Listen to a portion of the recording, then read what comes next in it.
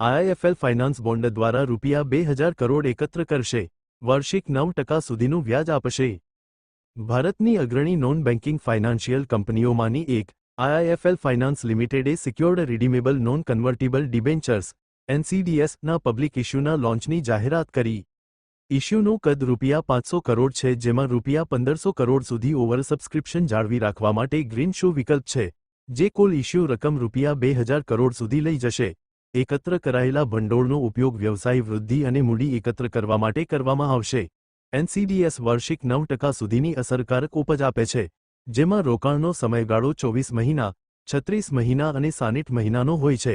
રોકાણકારો માસિક, વાર્ષિક અને સંચિત વ્યાજ ચૂકવણી વિકલ્પોમાંથી પસંદગી કરી શકે છે। Report by Ashwin Limbachiya, Ahmedabad. 17th IFL finance જે છે એનસીડી લોન્ચ કરી રહી છે, જેમાં 2,000 કરોડ સુધીનું આપણે બોન્ડ ઇસ્યુ કર્યું છે end up to 9% interest rate આપી રહ્યા છે।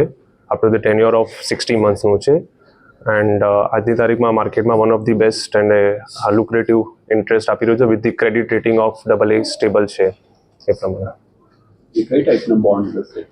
It's a secured bond and ઇન્વેસ્ટર્સને ઓપ્શન્સ આપી રહ્યા છે કે they can go for 24 months, 36 મહિના અને 60 મહિનામાં જઈ શકે છે, 48 અને 60 મહિનામાં જઈ શકે છે, જેમાં they have a option also કે મંથલી એન્ડ એન્યુઅલી કે પછી ક્યુમ્યુલેટિવમાં બી એ લોકો જઈ શકે છે। લોકિંગ પીરિયડ કેટલા મહિના?